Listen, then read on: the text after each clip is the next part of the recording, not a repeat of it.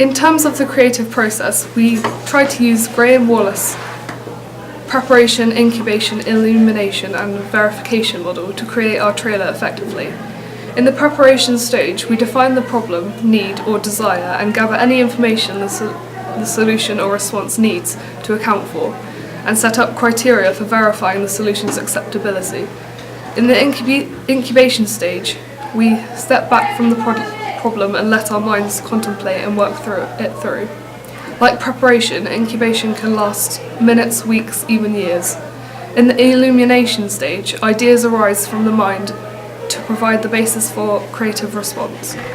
These ideas can be pieces of the whole or the whole itself, i.e. seeing the entire concept or entity all at once. Unlike the other stages, illumination is often very brief, involving a tremendous rush of insights within a few minutes or hours. In the final stage of verification, one carries out activities to demonstrate whether or not emerged in illumination satisfies the need and the criteria defined in the preparation stage. Prior to starting our own preparation stage, we researched current film trailers that have been deemed successful. This helped me to determine how to represent our target audience in the most successful way possible by creating a documentary trailer style that keeps our audience entertained and interested throughout, which fits into Bloomer and Cat's uses in gratification theory. Throughout our research, we selected trailers that ours planned to mirror, like The Woman in Black. From doing this research, we were able to progress into the incubation and illumination period. The editing and transitions we used within our trailer are very similar to that are used in professional trailers. The editing and transitions we used within our trailer are very similar to that used in professional trailers. We have used a lot of sound bridges featuring background ambient sounds with a recorded voiceover. Lots of the sound transitions were continuous as it kept tension building over a number of shots. It was massively important to ensure that there was enough tension within the trailer, as it is one of the main conventions of the genre. Doing the sound recording was a real challenge, as we had to use a number of new recording devices which we had not come into contact with before. This meant that we had to do a number of takes to ensure that the sound was going to be the best quality possible. In terms of our footage and imagery choices, similarly to an industry standard trailer, we used a very wide range of shot types to add variety to the trailer. Some of the shots that we used were from a slightly ambitious and odd perspective to make them look out of proportion and creepy, which fits with the genre. We tried to use high-angle shots, focus pulls, extreme close-up and close-up shots to interest the audience and fit the conventions of genre.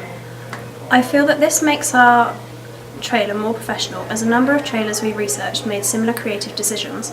Some of the shots were challenging to shoot as natural light was unavoidable, and therefore in the post-production stages the shots needed to be edited and darkened to make them more appealing to the target audience.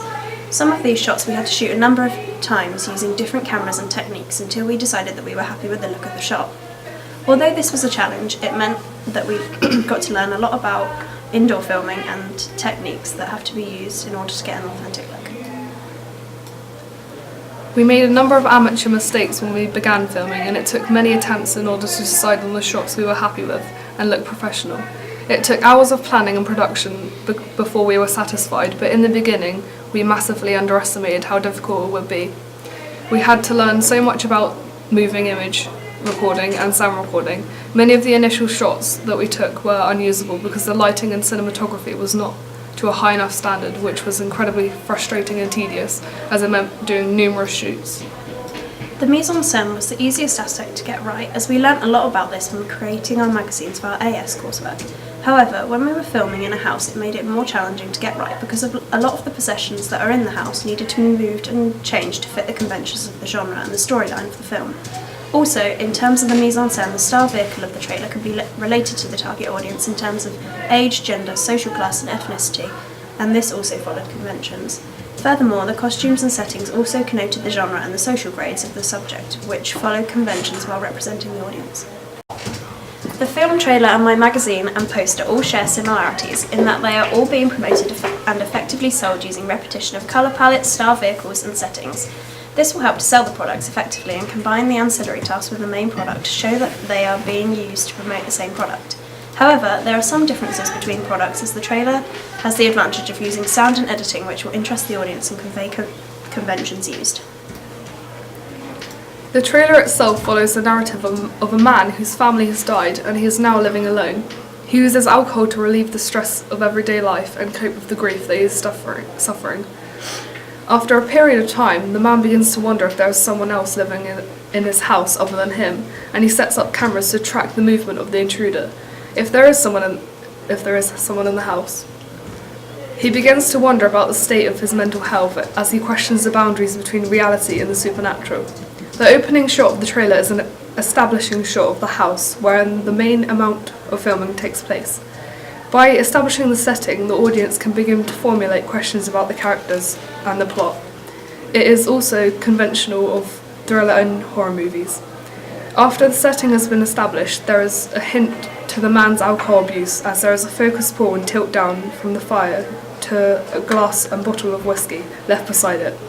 The sounds are made up of diegetic and non-diegetic score, which help the reader to establish the tense nature of the trailer and what is going to happen in the film.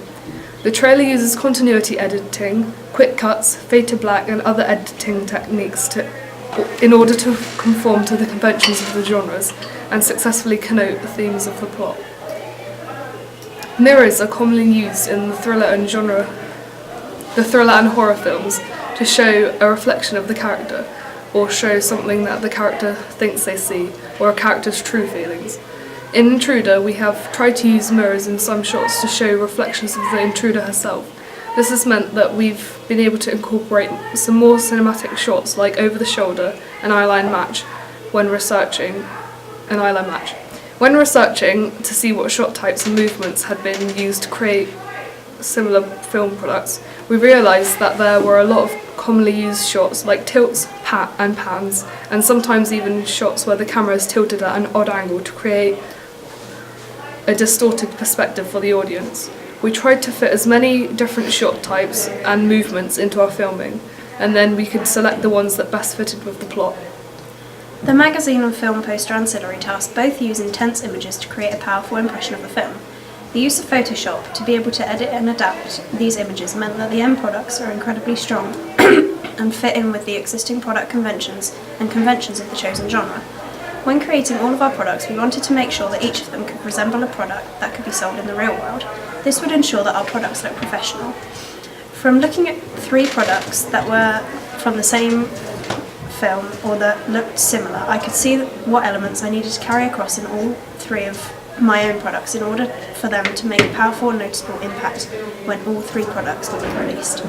When I initially carried out my primary research, I asked the people who took my survey a number of questions so I could establish who my target audience were going to be. After concluding this, my group decided that it would be a good idea to collect all of our results and average them out, so when it came to creating an idea for our products, we knew exactly what audience we were going to target.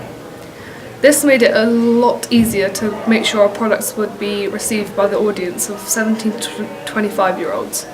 We decided to attract a fairly young target audience as these were the people who are more likely to hear about the film first, and this age group is where the most interest in horror films lies. Once we had clearly established an idea of the trailer we wanted to create, we spent time creating an animatic and storyboard, which we could then follow when it came to filming. Following this made it a lot easier to have a clear idea of the end product we aimed to achieve, even if we did add and take away bits during the production and editing processes. Some of the shots in the trailer are from the point of view of the characters, which really involves the audience in the story. These shots make it a very intense impact on the audience as it feels like they can really empathise with the character. Other shots are more omniscient and omnipresent point of view. This perspective is slightly more detached from the story, but allows a more traditional view of the narrative. This combination of perspectives will encourage the viewer to be more involved with the story and will allow them to feel more connected to the characters. Although we were working in a group to create the film trailer, we decided to make our own separate ancillary task products. This meant that there could be differences in our products because of a personal preference and individual research into existing products. Our products are similar in some ways because we created them and based them on our shared ideas and shared trailer, so that they had similar characteristics such as the credits and the film title. They are also similar because they are following conventions of existing products which would be similar to attract the primary target audiences.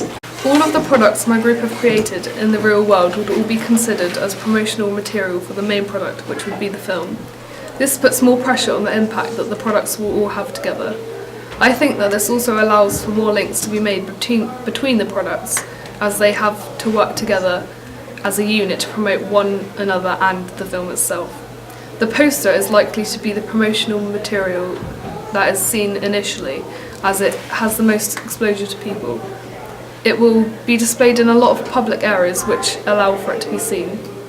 The magazine is going to be seen by weekly readers who are likely to be film fanatics or critics. People who generally browse around a magazine stand may also see the product, and it might pique an interest. The trailer is highly likely to be seen on social media such as Twitter and Facebook, as it will have pages, and these are the two most popular social media sites on the internet. And of course the trailer will be put on YouTube, which is where people will be able to view it. As all of the products work together and are targeting different groups of people who have the same interest, it is likely that a lot of people who are going to hear about the film, well before its release, which means that the different mediums will be very effective in creating hype and therefore an effective promotional campaign. The ancillary magazine and poster products and the trailer that we created use the same star vehicles, colour palette, tagline, credits, mise-en-scène and some of the same editing techniques to show continuity between the products and allow them to be collectively recognised as promoting the same final product, which is the Intruder film.